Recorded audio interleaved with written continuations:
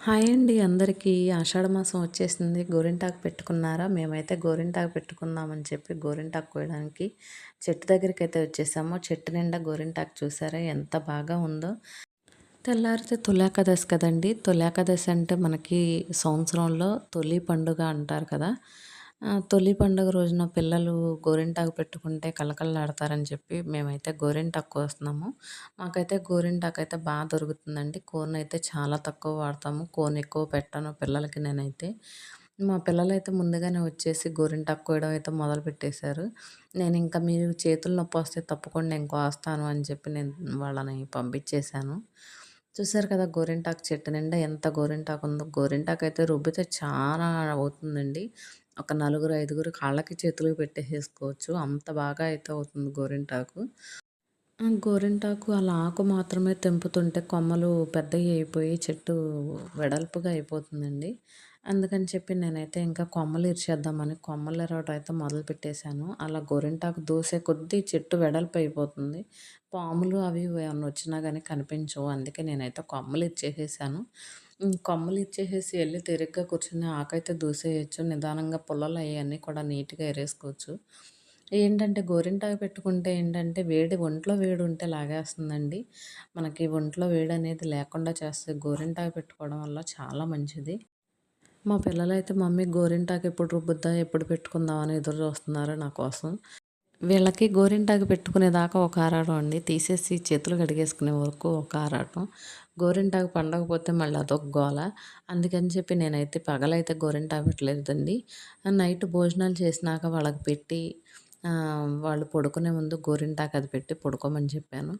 గోరింటాకు దూయడం అయితే అయిపోయిందండి. కాకపోతే అందులో పుల్లలవైతే వేరేయాలి. పుల్లలుంటే మాత్రం గోరింటాకు బాగోదండి. గడ్డి గడ్డిగా ఉంటది. ఆ చిన్న పుల్లలు కూడా మొత్తం నీట్‌గా వేరేసేసుకోవాలి. లేతయి అయితే ఇబ్బందేం ఉండదు గానీ, ముదురు పుల్లలు మాత్రం ఉండకూడదు. అందులో ఈ గోరింటాకుకి చిన్న సెంటిమెంట్ అయితే ఉందండి. గోరింటాకు బాగా పండితే మంచి మొగుడొస్తాడు. బాగా పండకపోతే మంచి మొగుడు రాడు అనేది చిన్నప్పటి నుంచి ఉన్నది. మా చిన్నతనంలో గోరింటాకు ఒకళ్ళు పెట్టుకుంటే ఆ వీధిలో పిల్లలందరం పెట్టుకునేవాళ్ళమండి వాదానికి. ఏంటంటే పొద్దున్నే లెగిసి గోరింటాకు ఎవరిది పండింది, ఎవరిది పండలేదు అని చెప్పి ఆరాటంగా ఉండేవాళ్ళం. నైట్ అంతా ఉంచేసుకునేవాళ్ళం అలా గోరింటాకైతే.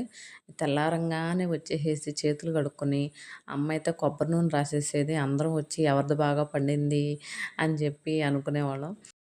గోరింటాకు బాగా పండాలంటే చిన్న చిట్కా అయితే ఉందండి. మీకు ఆ చిట్కా అయితే చూపిస్తాను. ఒకసారి చూసేయండి. గోరింటాకు శుభ్రంగా ఏరేసేసుకున్నాం కదా! మిక్సీలో పెట్టుకొని ఒక స్పూను పెరుగు వేసుకోండి ఒక స్పూను.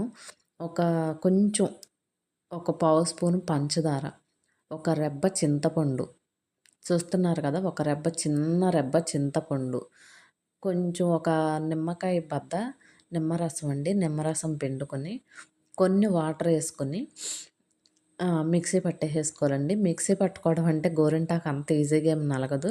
కొంచెం వాటర్ ఏసుకుంటూ, కొంచెం కలుపుకుంటూ మిక్సీ ఏసేసుకోవాలి.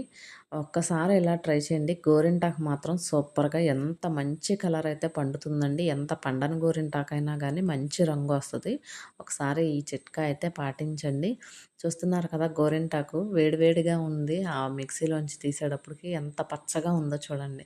కొంచెం అది ఆరింది, గాలి తగిలిందంటే మాత్రం కలర్ చేంజ్ అయిపోతుంది. చూడండి గోరింటాకు ఎంత బావుందో. బాగా పండుద్దండి. ఈ చిట్కా మాత్రం పాటించండి. ఆకు గోరింటాకు పెట్టుకునేటప్పుడు సరేనా? గిన్నెలో గోరింటాకు చూసి ఏంటి 2 కలర్స్ ఉందనుకుంటున్నారా? అది ఫస్టు గిన్నెలో ఏసిన వాయండి. అదయినాక రెండోసారి మళ్ళీ గిన్నెలో ఆకేసి ఇలా మిక్సీ పెట్టాను. మళ్ళీ అది అప్పుడు ఫ్రెష్‌గా ఉంది కదా! అందుకని మీకు అంత పచ్చగా కనిపిస్తుంది. అంతే ఏమీ లేదండి. చూసారు కదా! గోరింటాకు రుబ్బడం అయితే అయిపోయిందండి. ఇంకా మా పిల్లలకి అన్నం అయి అంతా పెట్టేసేసాను. పెట్టేసి పక్కలేసేసానండి. ఈ గోరింటాకు పెట్టినప్పుడైతే నేనైతే పాత నైటీలుంటాయి కదా! అవి చిరిగిపోయిన నైటీలు ఆ మంచం మీద వాళ్ళకి ఏసేస్తాను. ఆ చేతులది, కాళ్ళది గోరింటాకంతా దుప్పట్లకి వాటికి అంటి ఖరాబ్ ఖరాబ్ చేసేస్తారు కదా! చిన్న పిల్లలు వాళ్ళకేం తెలుసు నిదట్లో ఎలా పడితే అలా పడుకుంటారు. మొత్తం పక్కల నిండా అవుద్దని చెప్పి నా చిరిగిపోయిన నైటీలు మొత్తం చక్కగా వేసేస్తానండి. వాళ్ళకి ఎట్లా పడుకున్నా గానీ ఇంక పక్క బట్టలకి అంటదు. చూడండి మా పాప అయితే చక్కగా కూర్చొని ఎంత చక్కగా పెట్టించుకుంటుందో. పగలైతే కూర్చోలేను, ఓర్పుగా ఉండలేను. గోరింటాకు ఎక్కడ పండదో, మంచి మొగుడు ఎక్కడ రాడో అని భయంతో నైట్ భోజనం అయిపోయిన తర్వాత నాతో పెట్టించుకుంటుంది. ఇక అలా పెట్టుకొని తెల్లవార్లు అలాగే ఉంచేసుకుంటదండి. పొద్దున్నే లేసి గోరింటాకు తీసినాక శుభ్రంగా చేతులు అయ్యిందంటే ఆ గోరింటాకంతా ఒలిసేసి చేతులు కడుక్కోకుండా నూనె రాసేయాలండి. నూనె రాసేస్తే ఎక్కువ రోజులు ఉంటదని చెప్పి మా చిన్నతనం నుంచి అలా చేసేవాళ్ళం.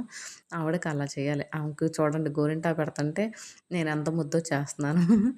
గోరింటాకంటే ఆవిడ గారికి అంత ఇష్టం. అందుకని చెప్పి నా బుగ్గలు పట్టుకొని లాగేస్తుంది.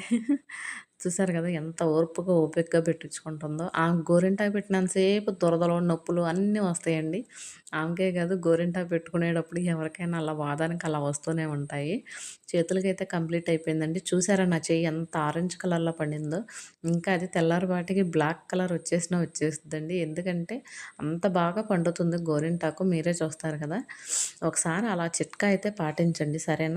మా వీడియో నచ్చినట్లయితే ఒక లైక్ ఇవ్వడం అయితే మర్చిపోకండి. అలాగే నావి మరిన్ని వీడియోల కోసం నా ఛానల్‌ని సబ్స్క్రైబ్ చేసుకోండి.